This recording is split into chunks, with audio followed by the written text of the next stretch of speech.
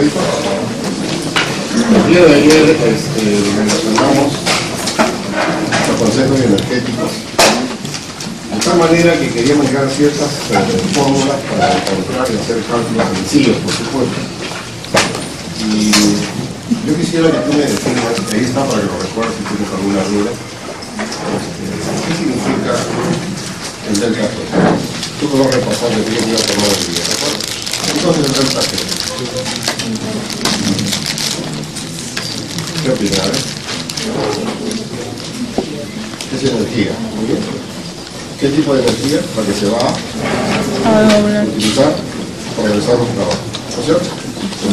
Hay una fórmula que es esta final de acá, que me interesa mucho recordar por una sencilla razón. ¿Cuál es la variable en esta fórmula? La constante de equilibrio, muy bien. Si yo tengo como dato la constante de equilibrio, aplico la fórmula, puedo calcular el delta G. ¿Qué significa R? Constante de los gases, aproximadamente 2. ¿Qué significa T? Temperatura absoluta, grados Kelvin, 273 grados Kelvin. Perfecto, eso lo sé.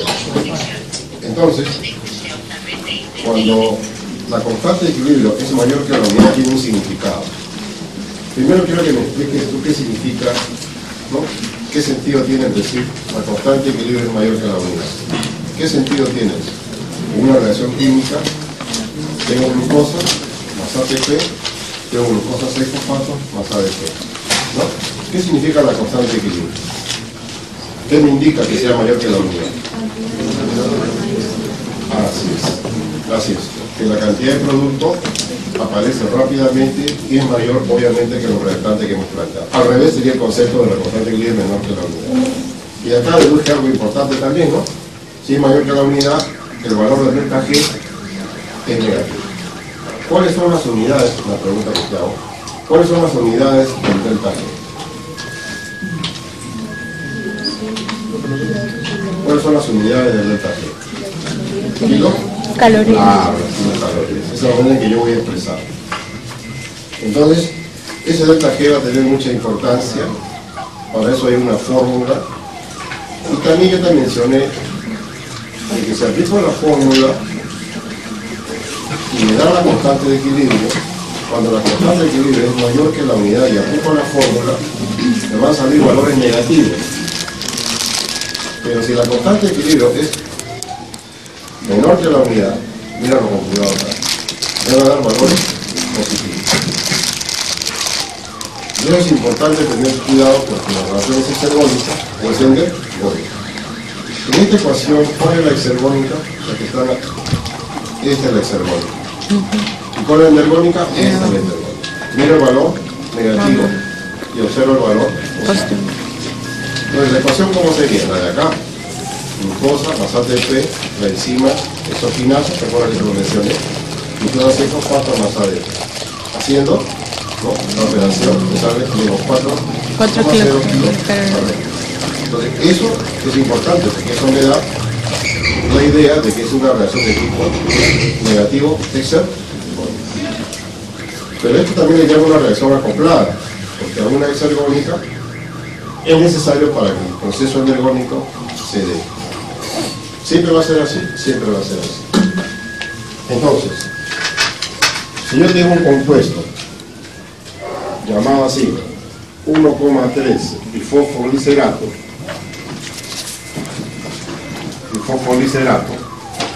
yo ahora tengo así, 3 fosfoliserato, mira lo que estoy haciendo, ¿ya? Y mira lo que estoy haciendo, por favor, con mucho cuidado, ¿ya? Y lo planteo de esta manera, eso también es una reacción acoplada, ¿no sé? Diferente, claro, diferente a la de allá. Porque mira con cuidado, ¿qué se consume allá? ATP, ¿está bien? ¿Y acá qué se genera? ADP. Es al revés. Entonces, en este gráfico de la pizarra, dime tú cuál es la exergónica y cuál es la endergónica, por favor.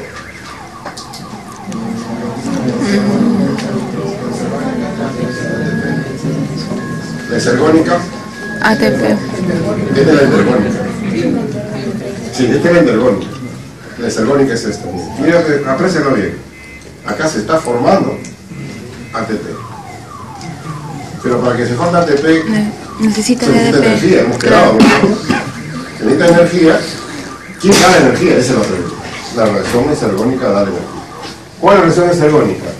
Cuando la enzima logra transformar el 1,3-difosfoliserato en 3-fosfo. Glicerato. ¿Ya? Entonces la pregunta es una reacción acoplada? Sí. ¿Cuál es la reacción exergónica? El paso de 1,3-difosfoliserato a 3-fosfoliserato. ¿Y cuál es la reacción energónica? La reacción. Entonces la pregunta que tenemos es: ¿cuánto de energía se requiere para formar ATP? O sea, insisto, acá yo necesito energía para formar ATP. Eso se entiende, ¿no?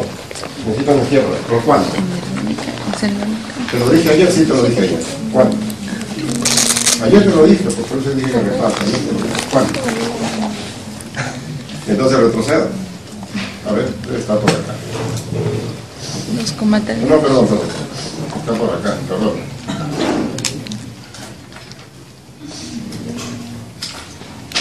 Ahí está. ¿Cuánto necesita? 10,1. No. Mira la pregunta, escúchame, no te precipitas, por favor. Analiza. ¿Cuánto de energía necesito yo para formar ATP? La respuesta está ahí. 7,3. Eso es todo lo que necesito. Y si me dan 10, mejor. Y si tengo 14, mejor. ¿Me entiendes? ¿Pero yo cuánto necesito? 7,3. Y si vamos a imaginar, teóricamente, que este paso de arriba hacia abajo en mi esquema de la pizarra no me da, que me dé, digamos, 3 menos 3 kilocalorías, no se forma ATP. 5 kilos, no, 6, no. Tiene que darme mínimo. ¿Está bien? Bueno, si me va a dar 10, mejor, obvio. Entonces, en cada paso donde hay una reacción acoplada, conclusión, en cada paso de una reacción acoplada, donde está obligada, está indicándose la generación de ATP, tiene que haber una reacción exergónica que me dé una cantidad más de 7. Y con seguridad se forma ATP. Entonces, en este caso, ¿cómo le vamos a llamar a esta formación de ATP? Fosforilación. ¿No? ¿Qué es una formación? Pero yo escuché la palabra fosforilación oxidativa. No, esta no es oxidativa porque no hay transporte de electrones, que hoy día vamos a hacerlo. Esta es una fosforilación por sustrato. Por favor, no te olvides. Esto se llama fosforilación porque se forma ATP. Pero es una fosforilación por sustrato. Cuando digo por sustrato, me pregunto, ¿quién da la energía? El ATP. Esta reacción, la energía lo está dando el 1,3-difosfoliserato al formarse el 3-fosfoliserato. Se libera una cantidad de energía adecuada para formar ATP. ¿Pero cuánto es lo mínimo que necesito? 7,3. Observa con cuidado este ejemplo que dije que te lo aprendas de memoria. Después que te dije, hay compuestos ricos en energía que se llaman ergomoléculas también, ¿no? Moléculas de gran energía si tú quieres. ¿Pero cuáles son? Varias, pero te he mencionado el ATP. Tienes que saberlo. El 1,3-difosforilato te lo he recordado, es importantísimo. Fosfonol piruvato, tengo que recordarte. Fosfocreatina a nivel del músculo, ¿te acuerdas? Pero mira la cantidad de energía, ¿no? El delta G de hidrólisis, cuando la fosfocreatina es desdoblada para formar ATP. Mira, ¿no? O sea, si la fosfocreatina por la fosfocreatinquinasa se transfiere el fosfato a un ADP, se forma ATP. ¿Me entiendes? Esa formación de ATP, ¿cómo se llama? Fosforilación por sustrato. ¿Por qué se llama por sustrato? Porque no interviene cadena respiratoria, porque no hay transporte de electrones que genere energía, no, sino que hay una reacción exergónica que se la permite, que se lo permite. ¿Me entiendes? Entonces, esa reacción acoplada es bien importante tenerlo presente. ¿Ya? ¿Está claro así? Entonces, ahora tú solito, yo no digo nada, por favor. Te voy a dar otro ejemplo. A ver.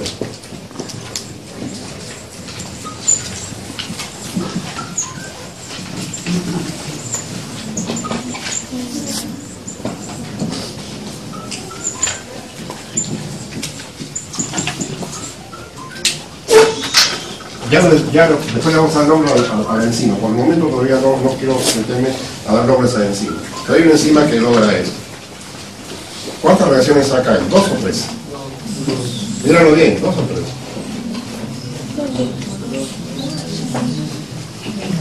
¿Cuántas? Ahora sí ya digo. De frente, ¿cuántas? 2. Exactamente. Como dije 2 o 3, quise dudar, ¿no? No dudes. son dos. Porque tiene que haber una exergónica para que haya una endergónica. ¿Cuál es la exergónica? El ADP. Fosfonol piruvato para formar piruvato. Digo así, ya les vamos al nombre de la enzima y la piruvato quinasa. Vamos a hablar de eso después, ¿ya? Pero no quiero que el concepto quiero que lo tengan, ¿ya? El paso de fosfonol piruvato a piruvato es la exergónica. Mira la cantidad. Con seguridad, entonces, ¿se puede formar ATP? Sí se puede formar ATP. Mira la cantidad. Sí se puede formar ATP. De sobra que se forma ATP. Por lo tanto, el ADP genera ATP con la energía que se ha liberado en este proceso. La reacción endergónica es la generación de ATP. La endergónica es la generación de ATP. ¿Estamos totalmente de acuerdo? Con 3 ejemplos te lo traeré, ¿no? Porque ahora vamos a entrar a cadena respiratoria, a transporte de electrones, donde vamos a hablar de otro elemento importante que me va a permitir encontrar el desafío. Hasta acá la constante de equilibrio. Hasta acá la constante de equilibrio. ¿Ya? Yo creo que ya con eso hemos aclarado bien. Y acá, para resumir nuevamente lo del ATP o del UTP o del GTP, ¿me entiendes? O del CTP, cualquier trinucleótido que tú puedas recordar, cualquiera de ellos se basa en esto. ¿Qué pasa? Observa con cuidado. Esta molécula tiene 2 enlaces de gran energía, se llaman enlaces macrovérticos. Primer enlace te lo estoy señalando. ¿Ya? Segundo enlace te lo estoy señalando. Hay 2 enlaces de gran energía. El ATP es una molécula macrovértica, obviamente, es una gran ergomolécula. Una enzima logra desdoblar el ATP, ¿me entiendes? Liberándose fosfato, liberándose ADP como producto y energía adecuada. ¿Cuánta energía se ha liberado? 7,3 kilocalorías. ¿Para qué sirve la energía que se libera acá? Para un trabajo celular. Bueno, yo volteo la flecha, ya. Vamos a voltear la flecha. Listo, ya la volteé. ¿Cómo se llama esa relación? Endergónica. ¿Por qué? Porque se requiere energía. A ver, ¿cuántas energías se necesita? Volteo la flecha. ¿Cuánta energía se necesita para formar ATP? Bueno, los reactantes ADP y fosfato. Mínimo 7,3 kilocalorías. Ahora te pregunto, ¿quién da esa energía? ¿Me entiendes? ¿Quién da esa energía? Una reacción exergónica. ¿Está bien? Si la reacción exergónica permite formar ATP, ¿cómo se llama el proceso? Fosforilación. Pero fosforilación por sustrato. Ahora, si yo me olvido de esto y te digo, no, la energía no está dada por una reacción exergónica, sino está dada por un transporte de electrones. ¿Me entiendes? Eso ya se llama fosforilación oxidativa. Pero el producto es mismo, ATP. Entonces, hay 2 mecanismos para formar ATP. La célula tiene 2 mecanismos para formar ATP. Regulación por sustrato y formación oxidativa. Esta última, claro, es la más abundante, la que produce la mayor cantidad de ATP, la más importante, lo que tú quieras. Pero hay formación por sustrato que debemos siempre considerar. Yo creo que con eso te aclaré con la clase de ayer, ¿no? Pero si tiene dudas, por favor, con toda confianza, recuerden de que bioquímica hay que estudiarlo con calma, y la duda que tenga, pregunta. Y si no quieres preguntar, anótalo. Y yo estoy sentado a la 1 de la tarde en mi escritorio esperando las preguntas.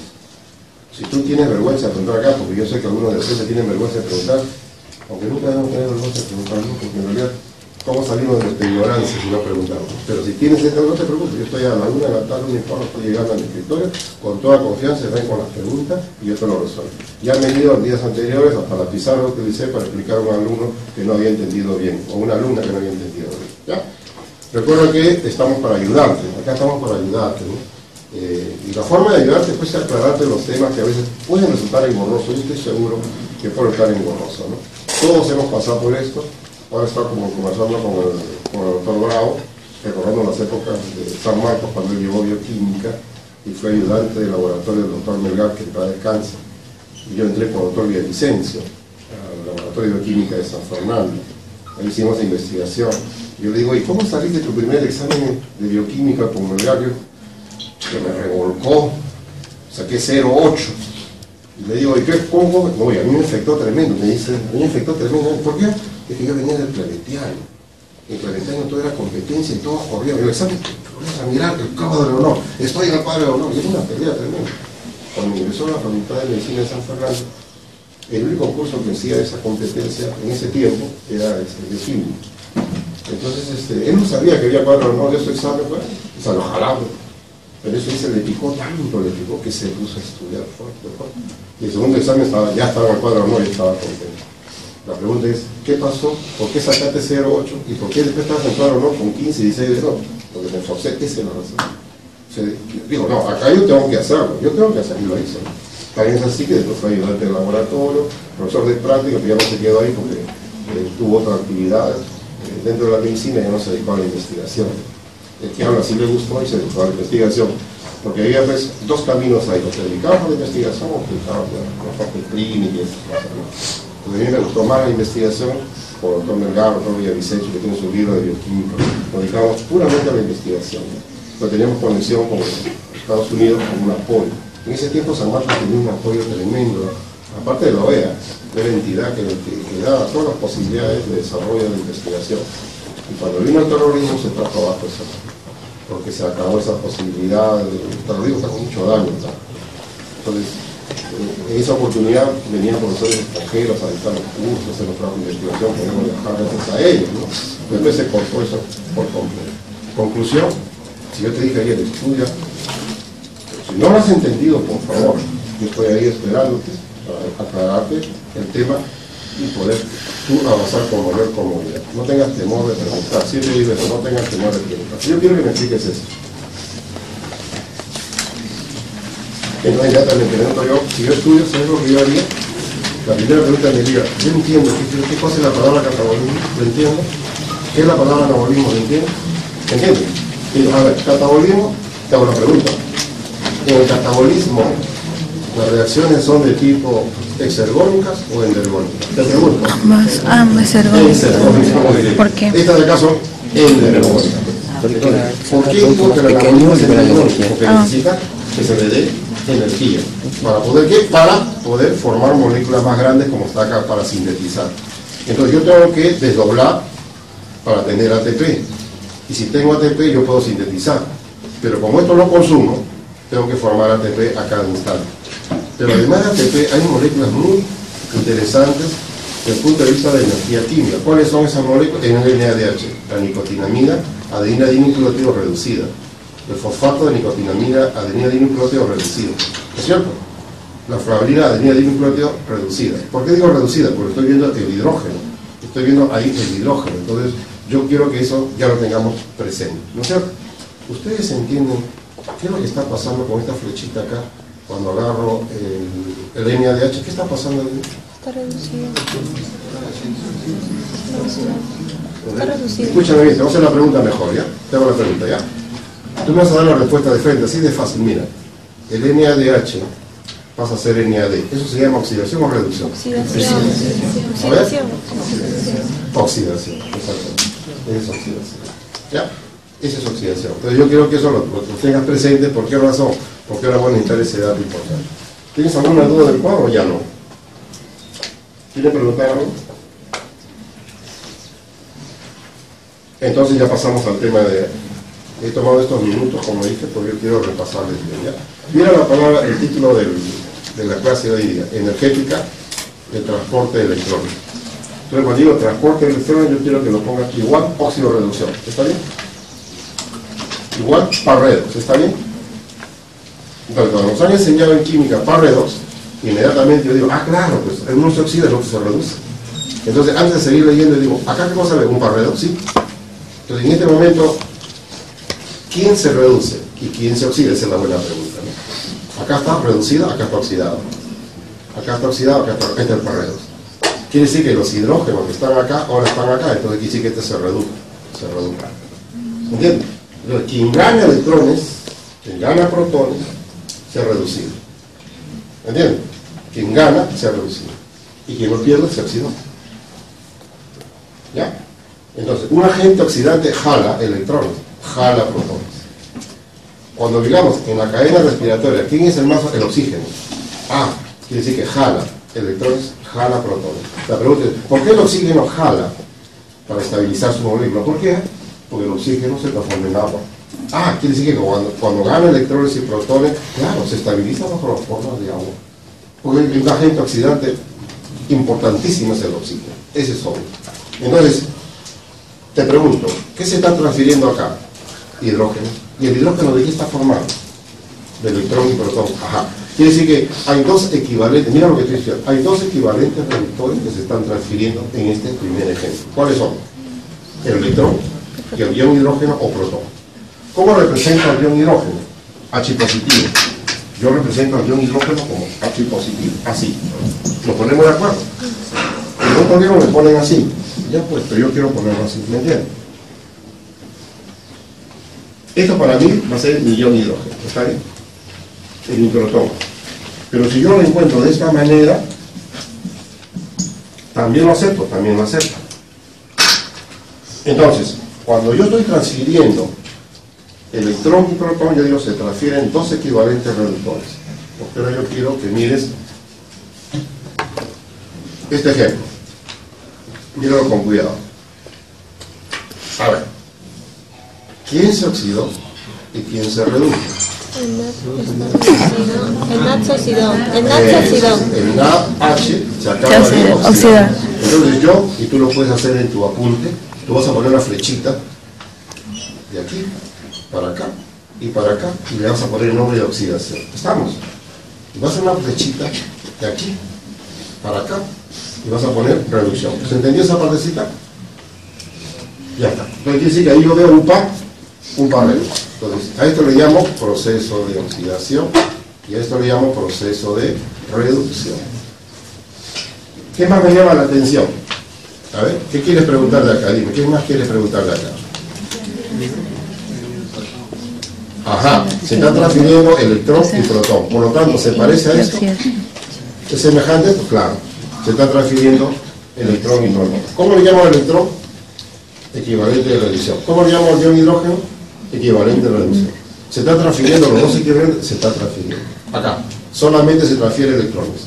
Nada más. Entonces quiere decir que solamente esto viene como equivalente de reducción electrón. Y los hidrógenos no. ¿Qué pasa con los hidrógenos? O los iones hidrógenos, perdón, se sueltan al medio. ¿Qué se transfiere? Electrón solamente. Por lo tanto, yo acá tengo un compuesto X que está cargado de hidrógenos, ¿ya? Acá. Entonces va a empezar la transferencia y se transfiere al hierro. Pero el hierro solamente acepta ¿qué? Transferencia de electrones. No acepta transferencia de iones hidrógenos.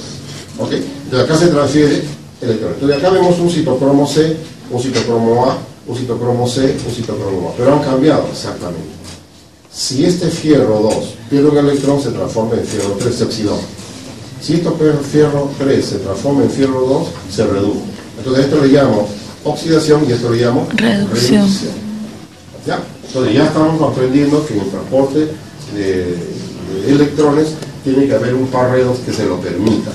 Entonces, existe un aparatito donde se mide, acá hay una capacidad de medición de la transferencia de electrones en un voltaje. La agujita se va a mover. Acá se pone un estándar a pH muy ácido, obviamente, ¿no? Con 1 molar de ion hidrógeno. Y acá se pone el par redox que se quiere calcular. ¿Cuál es el voltaje que se genera?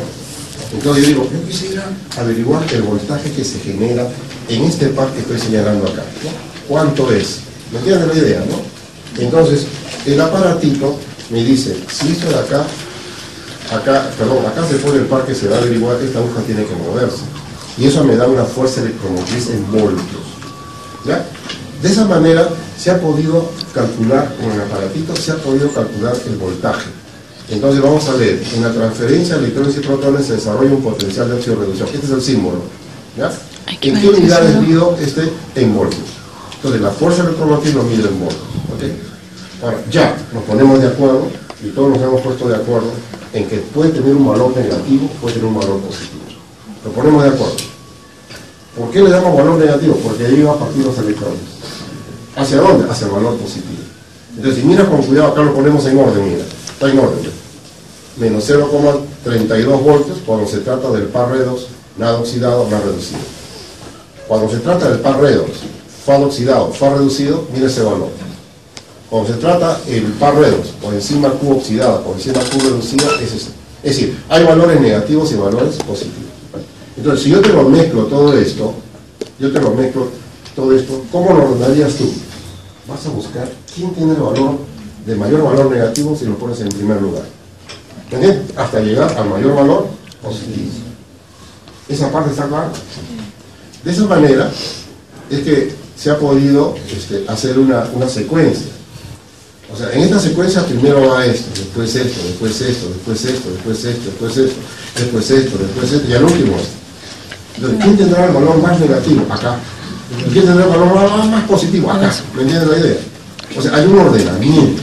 O sea, esto no es porque, no, simplemente porque se iba averiguando, se iba calculando, ya se puso la secuencia compuesta de una cadena respiratoria para la transferencia de electrones. Entonces, ¿cómo se ha podido averiguar con un aparatito? Un voltímetro. Entonces, el par oxidado, FAR reducido, ¿dónde le pongo? ¿En la izquierda o en la derecha? En la derecha. Y la hojita se va a mover, me da un voltaje. Entonces, por conveniencia, nosotros estamos partiendo, por conveniencia, nos ponemos de acuerdo en los valores que yo voy a partir del negativo al positivo. Entonces, ¿qué unidades tiene la fuerza electromotriz? Voltaje. Entonces, ¿qué necesitaba yo? ¿Qué es lo que yo necesitaba yo para calcular el delta G en los casos que estoy mencionando en este momento? ¿Qué necesitaba? Eso, la constante de equilibrio, que me den la constante de equilibrio para hacer los cálculos, porque hay una fórmula que ya la aprendí. ¿Ya la aprendiste? Todavía no. Sí. ¿Sí? ¿Cuál es la fórmula? Ahora la pregunta es, ¿qué dato necesito yo para calcular el TG? Me olvido la constante de equilibrio entonces. ¿Qué dato necesito? El voltaje. ¿Cómo que el voltaje? Claro, yo necesito el voltaje. Tiene que darme voltaje para poder calcular el delta G. Ahora yo necesito el voltaje. ¿Y le podemos dar voltaje? Por supuesto que sí. Acabo de ver el aparato y ya lo tenemos. Entonces, a ver, calcúlame. Ah, pero dame la fórmula. Acá está la fórmula. A ver, léela. ¿Cómo le llamamos a eso? Delta G. Estándar. Es igual a...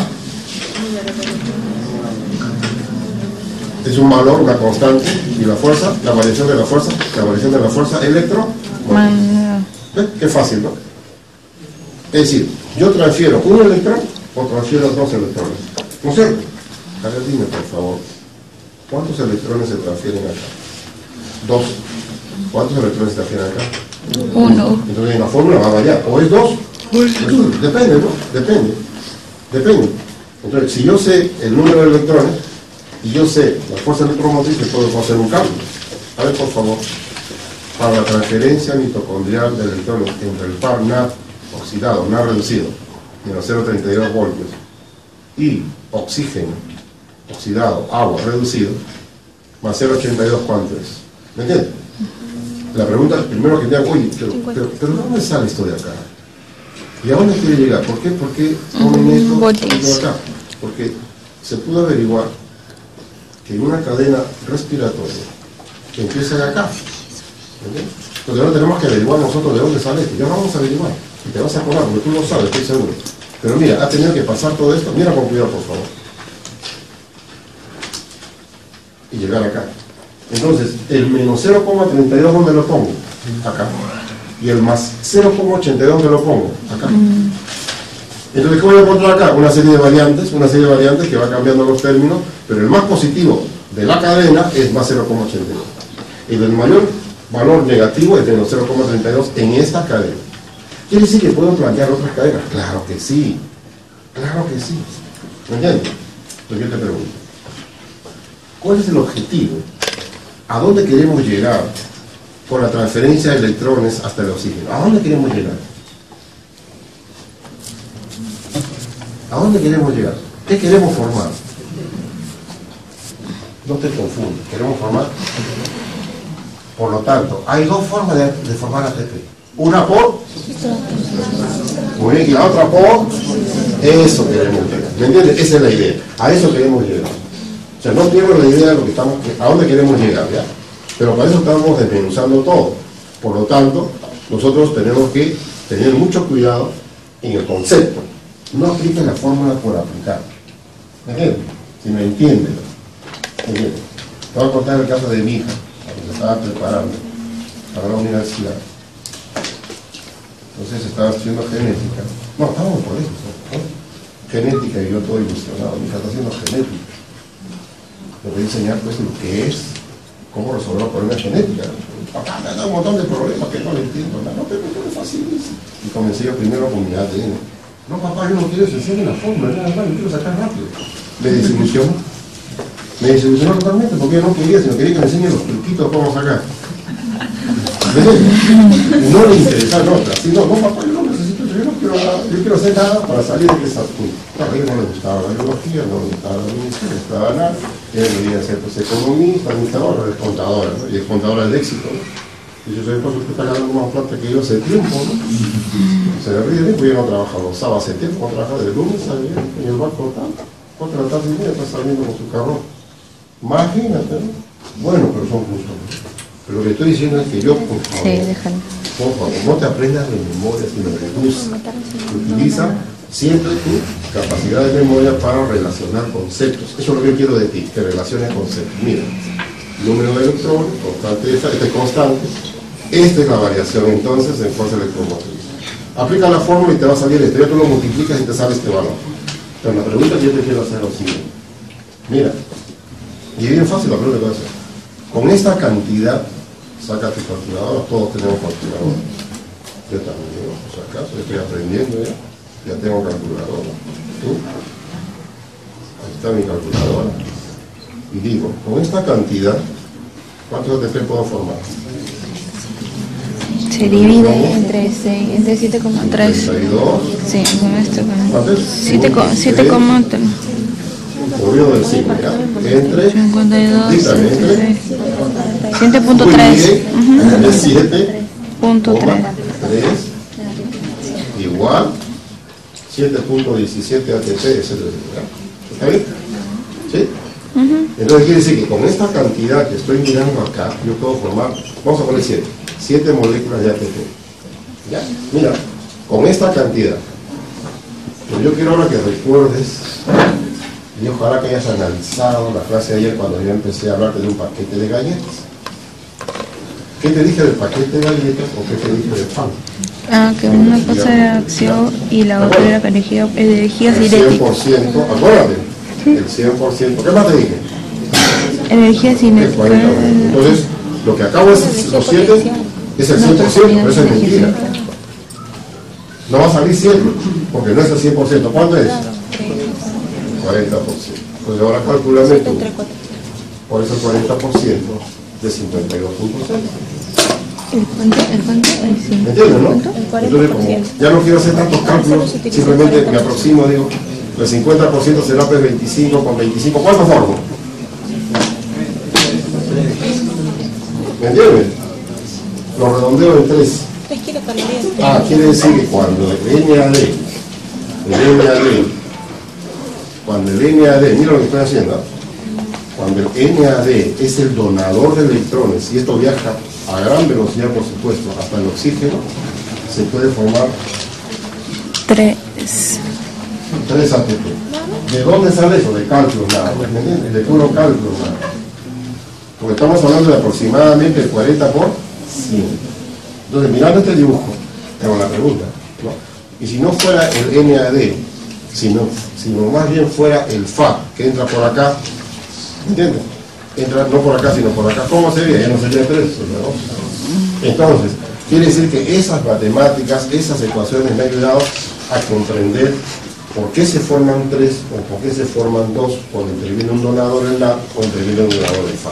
Por lo pronto, hemos aprendido a aplicar una fórmula, ¿ya? Pero al aplicar la fórmula, la matemática nos va a decir de frente son 7, pero no es 7, por la razón que hemos planteado anteriormente. Hay una energía que se llama entalpía, el delta H, ¿no es cierto? Y que yo tengo que considerarlo como un 100%, pero en la práctica no es así, no es así en la práctica, ¿ya? Ya más adelante vamos a ir aclarando cómo se va reajustando esto, pero hasta acá yo quiero que lo entiendas todo.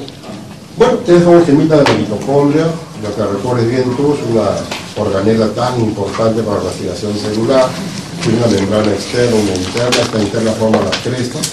Acá existe una cantidad tremenda de enzimas para el metabolismo de los carbohidratos, de los glúceos, de los ácidos grasos, de los aminoácidos, una actividad tremenda. Esta mitocondria tiene una membrana externa que es muy permeable y una membrana interna que es muy selectiva, que lo podemos hacer recordar. Acá te he puesto para que tú revises algo más, ¿no?, de la importancia que tiene esa matriz mitocondrial. Acá también se le llama, ¿no?, la matriz mitocondrial, también se le llama el mitosol.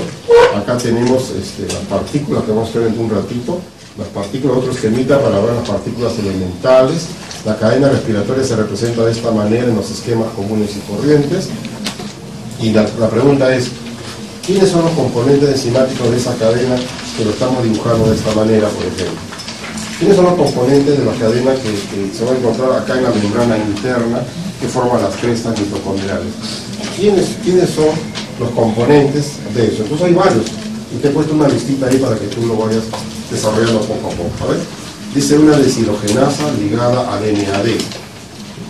El NAD es la nicotinamina de dinucleótido, ¿no es cierto? Tiene una forma oxidada y una forma reducida. Te pregunto, ¿qué significa deshidrogenasa? No, ¿te acuerdas el concepto de enzima que ya te han dado? Una clasificación de enzimas, grupo número 1, óxido, reducción. Las deshidrogenasas y las oxidasas. Entonces, esta es una enzima de oxidorreducción, pues se llama deshidrogenasa ligada al NAD. Ligada al NAD. ¿Ok? Entonces, cuando nosotros hablamos del NAD, estamos hablando de una molécula que tiene una porción importantísima donde puede sufrir procesos de oxidación y reducción, obviamente, ¿no? Esta porción que estoy señalando es la que se va a reducir. ¿Ok?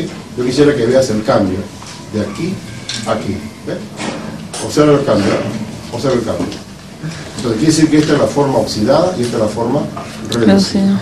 Acaba de ganar un ion hidrógeno aquí. Acaba de ganarlo. ¿Notas? De nuevo. Este espacio está vacío, ahora ese espacio está ocupado. Entonces, tiene la forma oxidada, tiene la forma reducida. Entonces, ¿cómo represento la forma oxidada y cómo represento la forma reducida? La forma reducida yo la represento como NADH, que es la forma más común, ¿no es cierto? La forma oxidada lo represento como NAD, pero yo había visto otra cosa acá. Ya había visto otra cosa acá que no te dice mucha cosa. Yo quisiera que volvamos acá. Mira cómo escribo la forma oxidada y mira cómo escribo la forma reducida. Mira. ¿Notas? Sí. La forma reducida se escribe NADH más H. ¿Por qué razón? Porque esta molécula, la niacina del complejo B, solamente te puede aceptar un ion hidrógeno y el otro se suelta, queda libre. Pero esta es la mejor manera de representar la forma reducida del NAD. Es la forma reducida. NADH más H. Pero en la práctica utilizamos esta forma. Ya se sobreentiende que un protón se soltó. ¿Ya? Entonces, nuevamente, si tú miras la fórmula del NAD, para eso le he puesto esto, para que tengas una idea, con la vitamina que consumimos del complejo B, llamada niacina o ácido nicotínico, muy importante, ¿no? Esa vitamina tan importante va a formar parte del NAD. Entonces, a ver nuevamente, acá está vacío, acá está ocupado. Quiere decir que esta es la forma oxidada y esta es la forma reducida. Entonces acá yo tengo un NADH. Y el protón que quedó suelto se pone más H positivo. Esa es la forma de representar el caso del NAD. ¿Ya? Acá, digamos, tienes las flavinas, acá el FAT6 te va a aceptar rápidamente los dos protones. Mira, acá va uno y acá va el otro. Entonces el FAT oxidado, el FAT está reducido. Acá no se suelta. Acá está uno y acá está el otro. FAT reducido, FAT oxidado. Entonces, nosotros tenemos que tener en cuenta que en la cadena respiratoria nosotros tenemos que considerar una deshidrogenasa que están ligadas al NAD o están ligadas al FAD, ¿no? O la flavina mononucleótida también se podría decir, ¿no? Luego hay proteínas ferrosulfuradas. En este caso, tanto el hierro como el azufre pueden permitir la transferencia de electrón más no de protón, ¿no? Entonces la proteína ferrosulfurada permite la transferencia solamente de electrón más no de protón. ¿Ya? ¿Estamos de acuerdo hasta ahí? ¿Qué más tenemos? A ver, citocromos. Los citocromos son unas proteínas que contienen un hemo, ¿no? Y el hierro va a permitir la transferencia de electrones. Entonces en la cadena respiratoria hay que considerar citocromos. Hay un citocromo que se llama B, un citocromo C1, C, A y A3. Ahí tienen los citocromos. ¿En qué se parecen todos los citocromos? Es que son positivos. Ese hierro se encuentra en un M o M, como el caso de la hemoglobina. ¿Está bien? Entonces quiere decir que el fierro 2 cambia al fierro 3, o el fierro 3 férrico cambia al fierro 2 ferroso, ¿no es cierto? Yo te pregunto, ¿qué significa estos valores que están acá? ¿Qué significan estos valores que están acá? ¿Qué nombre tienen estos valores? ¿Cómo se llama esto? ¿Te acuerdas? Energónico, sergónico, no. ¿Cómo se llama?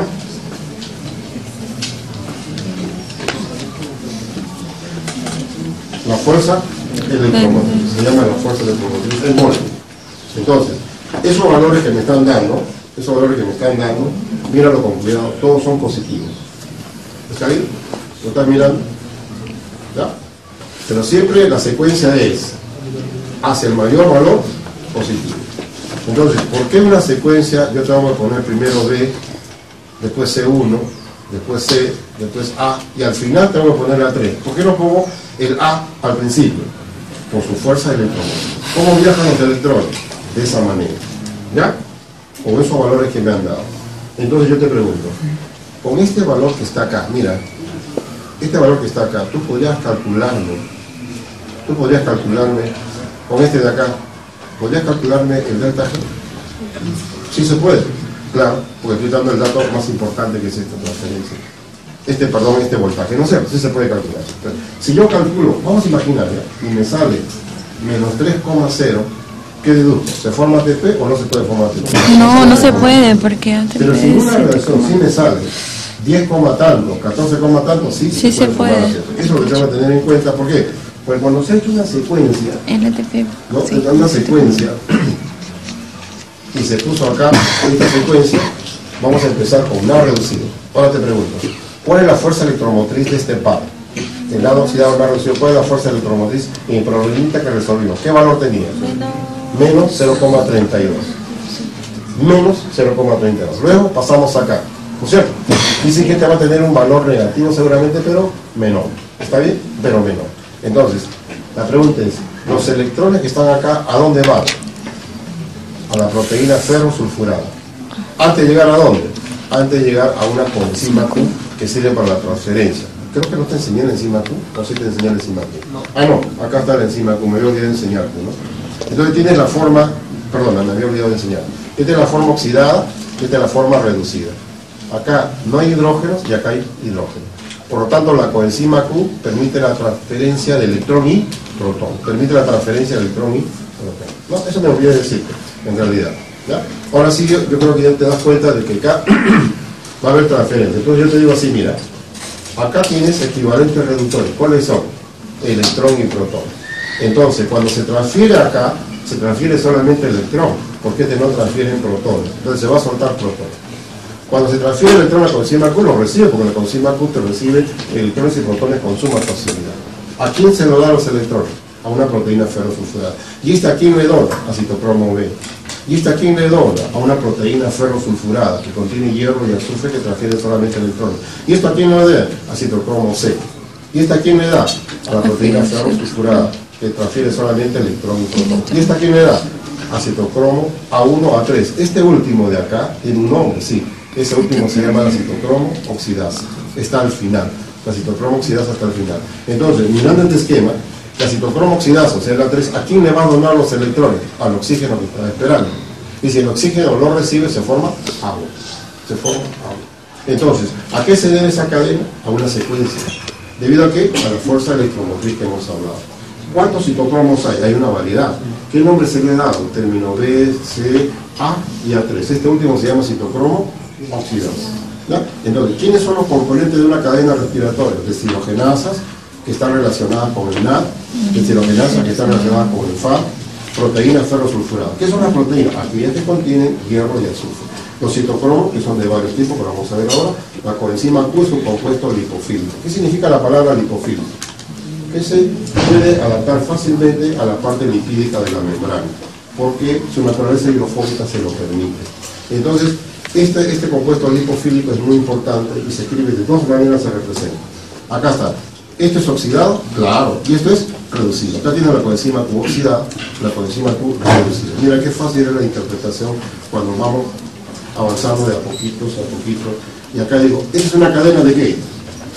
De transportador electrónico. Ahora yo te pregunto, ¿dónde se encuentra esta cadena? ¿Dónde está ubicada físicamente?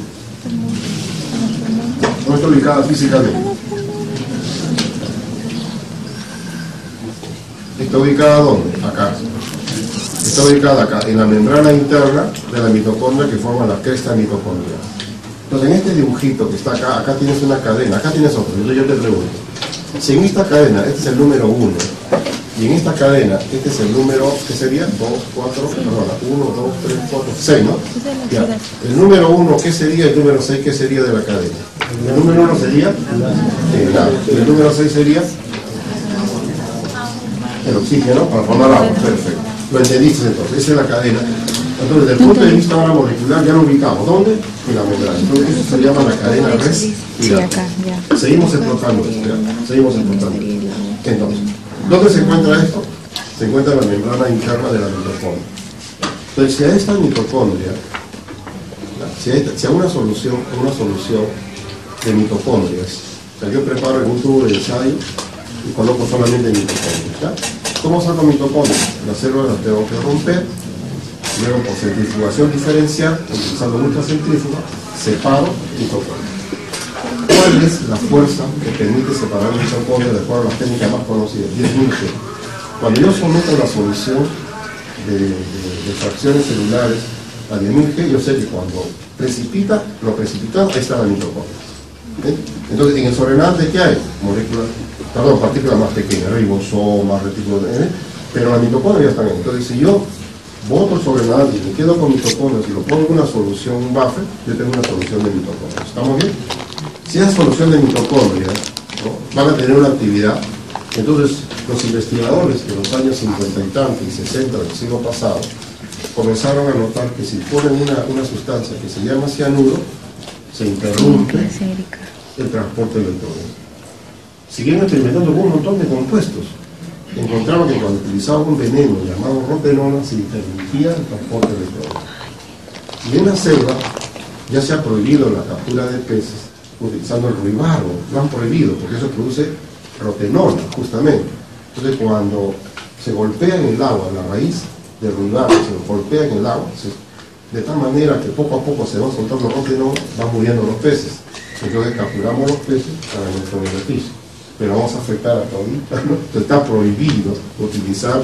¿Y qué tiene la rotenona? El ruibarbo, rotenona. ¿Y qué es la rotenona?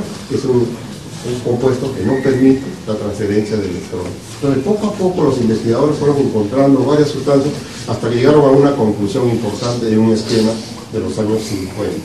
En los años 50, en los años 60, conocíamos que hay un compuesto llamado rotenona que va a interrumpir el paso, así tú dices, ¿el paso de qué? Equivalentes reductores del NAD a la proteína ferrosulfurana de la cadena respiratoria.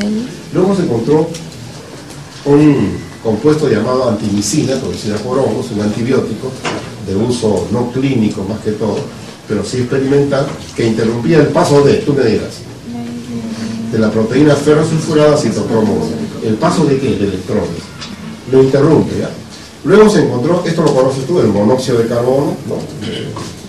El cianuro, mira, el hidrógeno sulfurado, la acida también, van a interrumpir ¿qué? La última parte. ¿Me entiendes? O sea, el citocromo oxidasa. Entonces, el último llamado citocromo oxidasa es afectado ¿por qué? Por el monóxido de carbono, un veneno terrible, porque quiere decir que si el monóxido de carbono es aspirado, ¿me entiendes? Y eso llega a las mitocondrias, interrumpe la cadena respiratoria y no le da electrones al oxígeno. Entonces, si no le da electrones al oxígeno, entonces, por más oxígeno que llegue, se acabó la cadena respiratoria. Si se acabó la cadena respiratoria, entonces ya no es posible formar ATP por formación oxidativa. Y las células tienen que seguir trabajando de una forma anaeróbica. Y lo único que puede formar ATP es por sustrato. Y solamente ese ATP en pequeña cantidad le permite sobrevivir a la célula por un tiempo corto, hasta que ya no es posible. ¿Por qué? Porque se interrumpe el ciclo de ATP. Yo gasto, forma ATP. Yo gasto, forma ATP. Yo gasto, forma ATP. Pero si la formación oxidativa se detiene, hay un momento en que ya no es posible hasta que muere. ¿Okay? Porque nuestras células son aeróbicas. ¿Me entiendes? Entonces, ¿qué está haciendo el monóxido de carbono? Está interrumpiendo. ¿Qué está interrumpiendo? El paso de electrones de la citocromo oxidasa al oxígeno. El cianuro, lo mismo. El hidrógeno sulfurado, lo mismo. La acida, lo mismo. Entonces se logró ubicar, ¿no?, unos sitios. Y yo quisiera que lo interpretemos esto. A ver, acá. Sitio 1, sitio 2 y sitio 3 de formación de ATP. ¿Ya? Entonces, ¿estos son qué? Son inhibidores de la cadena respiratoria. ¿Quiénes son? La rotenona, inhibidor de la cadena respiratoria. No permite el transporte de electrones de aquí a acá. Otro inhibidor y otros inhibidores de la cadena respiratoria. Hasta ahí estamos. Pero mira que lo pongo entre comillas. Estoy hablando de la década del 60 del siglo pasado. Nadie sabía dónde se forma el ATP por formación oxidativa. Nadie sabía. Sospechaban, sí. Entonces, en las microfotografías electrónicas aparecieron estas partículas. Le llamaron las partículas de paladio. Y comenzaron a sospechar que allí sería seguramente el sitio de formación de ATP. Que probablemente sea ahí, ¿no? Pasó el tiempo, pasaron los años y en realidad se llegó a descubrir que sí, había un sitio de formación de ATP. Y esas partículas de paladio habían sido la F0, F1 ATP sintasa, hasta que se descubrió que esas partículas que fueron fotografiadas hace muchos años con microscopía electrónica, ese era el sitio. Pero ¿cuántos años, 40 años para descubrir en qué sitio es? Y ahora estamos en esta época, 2014, y todavía estamos discutiendo exactamente en qué sitio de esta partícula, en qué sitio de esta partícula, que es un poco más compleja, en qué sitio de esta partícula se podría tener la seguridad que se va a formar el ATP.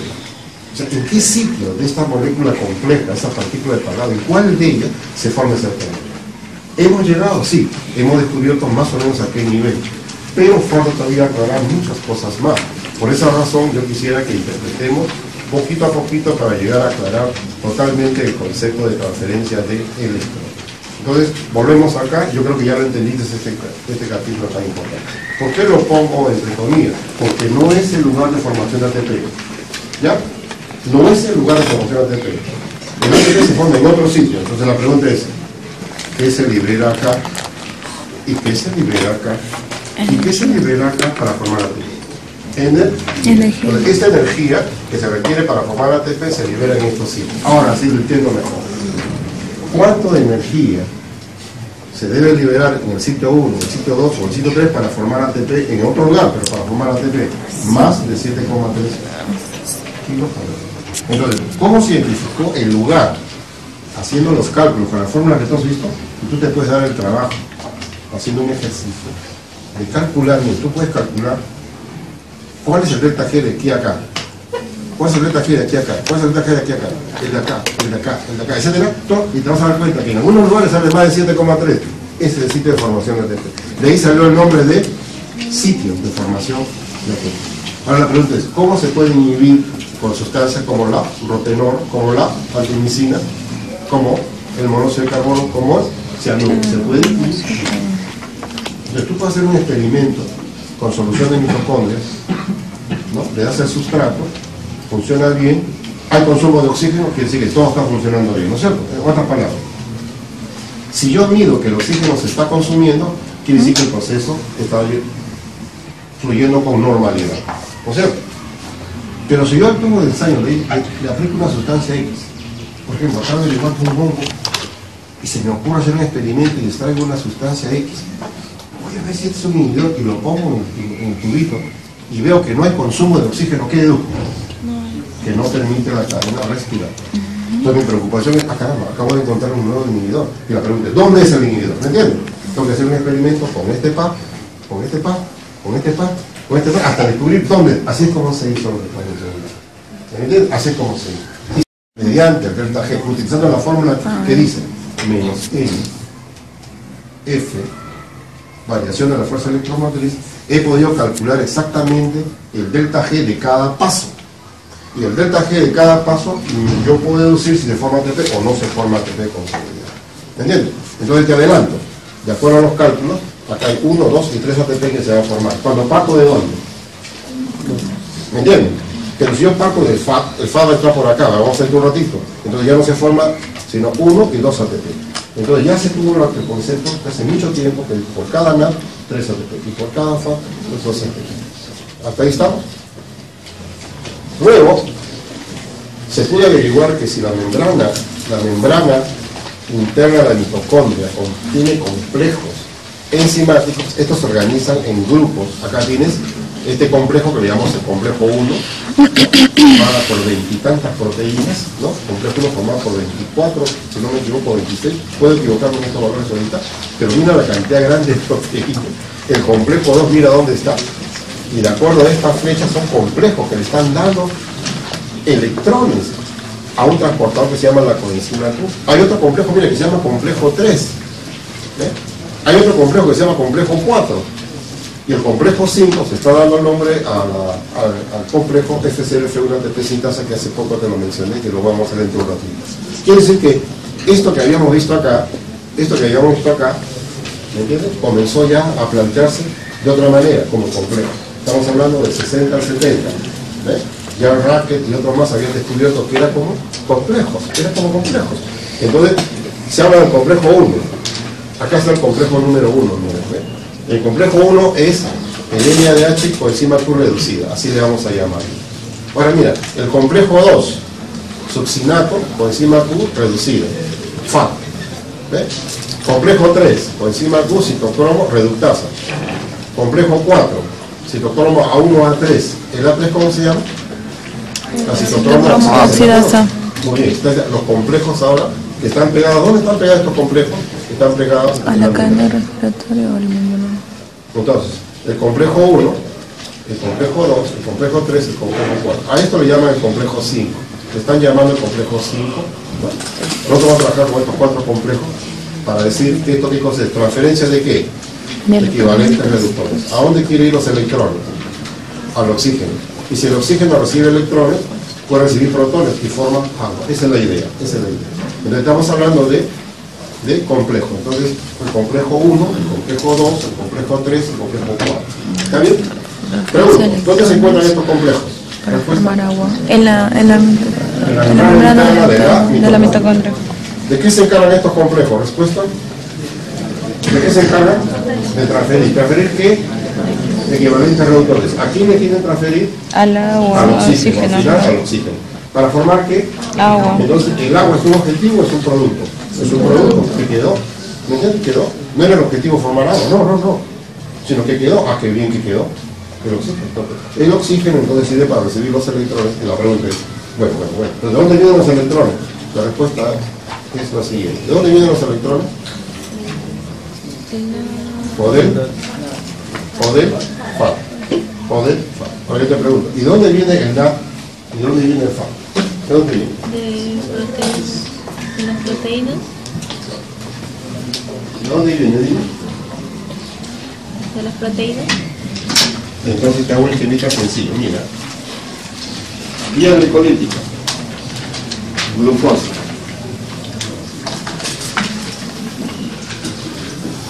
De las coenzimas. Piruvato. ¿Ya? Mitocondria. ¿Estás haciendo el curso? Estoy haciendo el esquema que te enseñaron en la pre. ¿Ya? Este piruvato con 2 acetil-CoA. Y eso se llama el ciclo de Krebs. Todo eso lo sabes tú. Y en biología te lo han recordado de nuevo. Entonces, ¿qué me interesa recordar acá? Que cuando la glucosa es oxidada por la vía glicolítica al piruvato, se van a formar NAD. Ya hablaremos cuánto, por lo pronto, simplemente me interesa eso, esa representación, nada más me interesa por ahora, ¿ya? Que son 2, después lo vamos a ver eso, ¿ya? Yo de paso el día fue con el doctor Águila vamos a hacer esto. Entonces, la pregunta es, ¿y esto? ¿A dónde tiene que ir? A la cadena respiratoria, porque la célula aeróbica de la que estamos hablando. Estoy hablando de la aeróbica, no de la anaeróbica. Ah, ya, entonces tiene que entrar, sí tiene que entrar, por supuesto. Entonces acá no tiene que haber alguien esperando, por supuesto que tiene que haber alguien esperando. ¿Quién es? Una que está adentro y recibe el hidrógeno. Y esto tiene un nombre, claro, esto se llama lanzadera. ¿Entiendes? Y yo decía que este hidrógeno, ¿dónde va? A la cadena respiratoria. ¿Dónde estaba? En el citosol. ¿Por qué debía? La glucosa. Cuando este piruvato se transforma en acetilcoenzima A, el complejo de la piruvato deshidrogenasa permite formar NAD reducido. Por lo tanto, este hidrógeno ¿dónde va? A la cadena respiratoria. Este hidrógeno ¿dónde va? A la cadena respiratoria. Cuando el ciclo de Krebs terminó, se forman 3 NAD reducidos y se forma un FAT reducido, además de otras cosas. Pero ¿qué me interesa? ¿A dónde va este hidrógeno? A la cadena respiratoria. ¿A dónde va este hidrógeno? A la cadena respiratoria. Por lo tanto, de este esquemita sencillo, te hago recordar cuál es el origen de los NAD reducidos, cuál es el origen de los FAD reducidos. Si hago otro esquema por allá, pero ya no lo voy a hacer, solamente menciono, si yo empiezo con la detoxidación de los ácidos grasos, te va a producir NAD reducido y FAD reducido. Si te hablo de la oxidación de los aminoácidos, te va a dar NAD reducido, FAD reducido. ¿Me entiendes? El metabolismo, ¿no?, de los carbohidratos o glúcidos, el metabolismo de los ácidos grasos, el metabolismo oxidativo de los aminoácidos va a permitir la formación de NAD o de FAD. ¿A dónde van los hidrógenos? A la cadena respiratoria. ¿A dónde tienen que llegar? A la mitocondria, por supuesto. ¿Hasta ahí estamos? ¿Cuál es el origen del NAD y cuál es el origen del FAD? Aclarado, me parece a mí, completamente, ¿no? Entonces, en este esquemita, vamos por partes. Miren por partes de este esquemita. ¿Por qué? Porque acá está el complejo 1 y el complejo 2. Mira, complejo 1, complejo 2. Entonces, yo creo que ya me pueden responder a la pregunta, ¿no? Este NAD reducido y acá está el NAD oxidado. Por lo tanto, los equivalentes reductores van a viajar en este sentido. La pregunta es hacia dónde. Míralo bien hacia dónde va. Él recibe. Ahora, el ciclo de Krebs, tú tienes un compuesto que se llama succinato. La succinato deshidrogenasa, ya el nombre la vamos a dar después, permite de que se reciba acá los equivalentes reductores, pero van a la coenzima Q. Si tú tienes una oxidación de compuestos como la glicerol 3-fosfato deshidrogenasa, también de forma FAD reducido, pues entonces entra la coenzima Q. ¿Me entiendes? Si tú tienes ácidos grasos que estén metabolizándose oxidativamente y se formen FAD reducido, pues van a entrar a la coenzima Q. Mira, este recibe los equivalentes reductores. Te pregunto, ¿la coenzima Q recibe electrones y protones o solamente electrones? Con electrones. ¿Electrones y protones o solamente? Electrones y protones. No, dos cosas reciben. Sí, electrón y protón reciben, las dos cosas reciben. Exactamente. Entonces ahí tienes tú un esquemita, ¿no?, de la primera parte. Acá tienes un esquemita más completo ya. Acá están los cuatro, mira. 1, 2, 3 y 4. ¿Ya? Acá tienes otra vez lo mismo que hemos hablado. Estamos en la matriz mitocondrial. Los NAD producidos provienen de lo que hemos mencionado. Y mira tú, la coenzima Q recibe por acá. Acá tienes en el ciclo de Krebs, se forma el succinato, ahí tienes el FAD, lo recibe. Luego pasa al complejo 3, luego pasa a citocromo C, los electrones ya nada más. Complejo 4, los electrones, el oxígeno recibe y se forma agua. ¿Cómo se llama este pasaje? Se llama la cadena respiratoria. Este paso se llama la cadena respiratoria. Entonces siempre hay un par redox, sí, acá tienes. Este es el par redox. Está producido, ahora está oxidado. Entonces, si este se oxida, alguien se reduce del complejo, por supuesto que sí.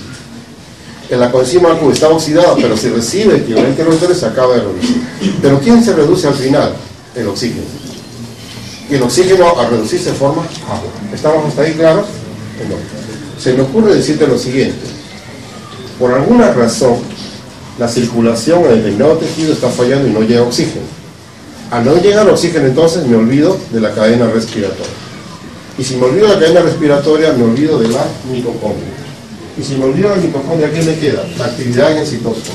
¿Cuál de ellas he mencionado acá? La vía glicolítica.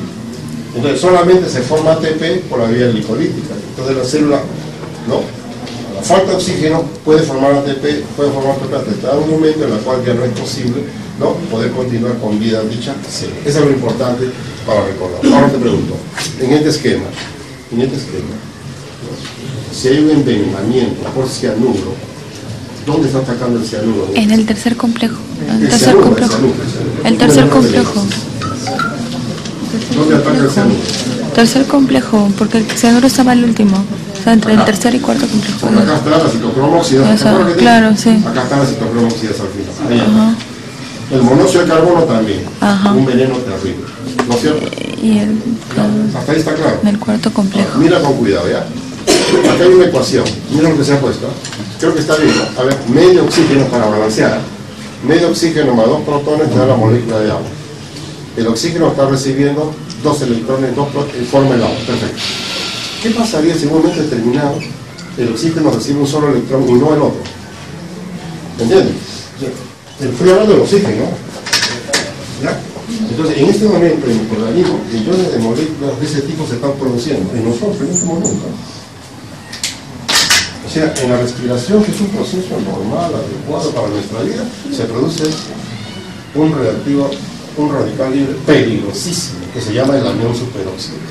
Y esto está formado a cada instante, en este momento nuestro cuerpo está formando anión superóxido, pero vamos a tener que ese radical libre, que es peligrosísimo cuando se escape, o sea, no se forma el agua, sino se forma esto, entonces esto va a atacar el ADN, va a atacar la membrana, va a atacar los componentes de membrana, el radical libre, que es el seminario que vas a hacer pronto también. ¿Me entiendes? Entonces, ¿cómo se origina un radical libre? En este caso, sencillamente porque el oxígeno que debería captar protones y electrones para formar agua, lastimosamente está captando solamente un electrón y se escapa, radical libre. ¿Cómo se llama esto? Se llama el anión superóxido, peligrosísimo. Y tiene que ser rápidamente neutralizado. Por eso que vamos a estudiar el día de mañana la superóxido dismutasa y la manera como se puede controlar esto. Nuestro organismo se controla como antioxidante. Por eso en la alimentación diaria, ¿qué debemos consumir? Vitamina C, debemos consumir beta-caroteno, debemos consumir antioxidantes, por eso nos está protegiendo, obviamente, ¿no? Otro esquemita para que lo interpretes, ¿no? Acá está el complejo 1, complejo 2, la coenzima Q, etcétera. El oxígeno, otra vez nuestra ecuación, medio oxígeno más 2 protones y el agua, ¿no es cierto? ¿Qué agrega este esquema? Míralo con cuidado, ¿qué agrega? De lo que no habíamos mencionado todavía, ahora sí quiero mencionar. Ajá, mira, ¿ves? Los protones se van soltando, entonces esto de acá vendría a ser el interior de la mitocondria, la matriz mitocondrial, y esto sería el espacio intermembranal. ¿Okay? Entonces quiere decir que cuando los electrones viajan a gran velocidad por acá, se están soltando protones para acá, ¿no? ¿Está claro así? Por lo tanto, este medio, si está perdiendo protones, mira lo que digo, este medio, llamado la matriz, si está perdiendo protones, ¿se está alcalinizando o se está acidificando? Acidificando. ¿Acidificando? ¿Te repito la pregunta? Si yo noto que los protones se están escapando, se tiene que alcalinizar. Por lo tanto, ¿la concentración de oxidridos en el interior será mayor o será menor? Mayor, perfecto. Quiere decir que en este lado el pH está cambiando para más o para menos en el valor. Para menos. Menos. O sea, del 7,2, 7,4, decimos pH fisiológico, estoy bajando a 6,8, 6,6, ¿me entiendes? Si se está acidificando, ¿qué es lo que está aumentando? La concentración de quién está aumentando. De los protones. Si la concentración de protones es mayor, es una fuerza de protones. Y si una fuerza de protones es una energía. Esa energía puede disiparse. Entonces la pregunta sería, si la energía yo la puedo disipar, ¿esa energía para qué puede ser utilizada?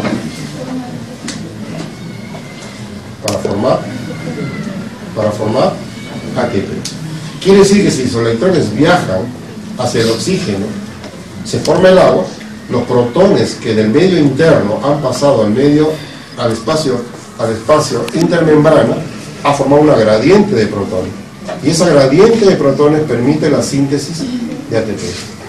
¿Dónde se forma el ATP? En esta partícula. ¿Cómo se llama? F0, F1, ATP sintasa. Pero mira, ¿qué debería ocurrir? Que los protones han tenido que salir por acá. ¿Me entiendes? O regresar, sería la palabra, regresar. Salieron por acá y regresan por acá. Salieron por acá, regresan por acá. Salieron por acá, regresan por acá. Pero ese mecanismo permite la formación de ATP. ¿Cómo se llama este proceso de formación de ATP? Esto se llama por sustrato. Ah, yo lo borré, por favor. Formación por sustrato. ¿Cómo se llama esto? Oxidativa. Consecuencia de una cadena de transporte de electrones. O sea, acá estamos notando en este esquema que la membrana interna, la membrana externa es muy importante. Acá tenemos los conjuntos respiratorios complejos, ¿no? Respiratorios, complejo 1, 2, 3, 4, y tenemos el complejo 5. F0, F1, ATP, sintasa. ¿Hasta ahí lo has entendido? ¿Sí?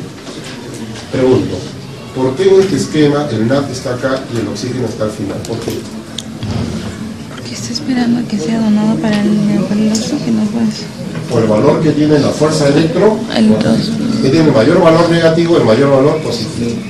Te pregunto, en este esquema que está acá, ¿cuáles son, entre comillas, los sitios de formación de ATP que te acuerdas? El complejo Entiendo, los 1, sitios, entre comillas. el sitio 1, el sitio 2 ajá, y el sitio 3. ¿cuál? ¿No es cierto? El sitio 3 está al final. El sitio 3 está al final, ¿te acuerdas? Donde está la citocromo oxidasa. ¿De acuerdo? Entonces nosotros hablábamos de sitios, entre comillas. ¿Por qué? ¿Por qué hablaba de sitios? Porque es el lugar donde se libera energía adecuada para formar ATP. Pero ¿dónde se forma ATP? Acá abajo. ¿Me entiendes? Para eso tenemos que crear una gradiente, que se llama gradiente de protones. Es una fuerza importantísima que permite la formación de Protones, ATP. sí. Ahí se puede formar ATP gracias a un cambio de pH que hemos notado. Nuevamente, esto se alcaliniza, esto se acidifica, por supuesto que sí. Ya tú interpretas eso tú solito.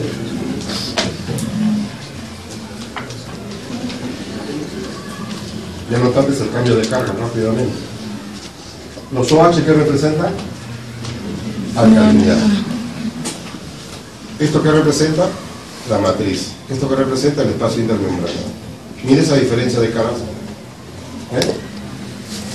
Hay que notar la diferencia de cargas en la transferencia de electrones.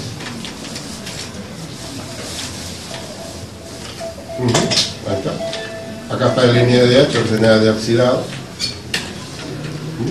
Carga positiva. ¿Ven? ¿Cómo se alcaliniza el medio? Por lo tanto, en este esquema, nótalo con cuidado. Carga positiva, mira. Carga positiva. Carga negativa, una diferencia de carga, un potencial. Ese potencial es la fuerza que explica la formación de ATP. Es importantísimo ese dato. ¿Quieren mirarlo de nuevo? Citocromo C. Ajá. Al final, citocromo oxidasa. Otra esquemita más para guiarlo, comprendan mejor. ¿Ya? Tiene toda la mitocondria. Si tomamos una fotografía. Ahí está. Hablando ya de la mitocondria. Hay una gradiente de protones propulsora de la formación de ATP.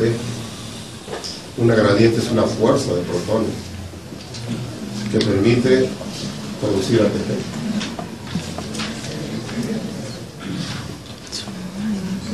Entonces yo creo que ya tú lo puedes entender esta lámina, ¿no? ¿La puedes entender?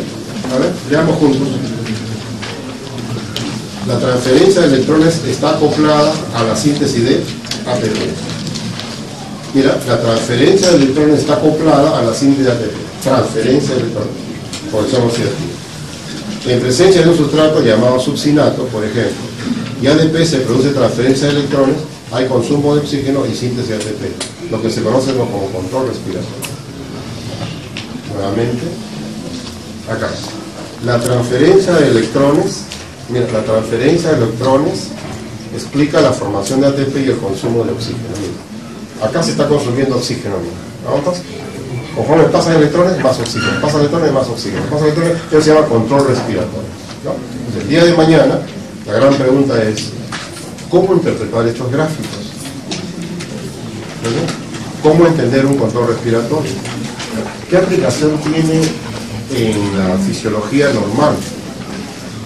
¿Qué importancia tiene actualmente en las proteínas desacoplantes que altera el proceso que acabamos de estudiar? ¿Cuáles son las proteínas desacoplantes que tienen esa importancia para generar calor? ¿Por qué en el recién nacido, a nivel del omóplato, digamos la grasa parda se concentra en mayor cantidad? ¿Por qué razón?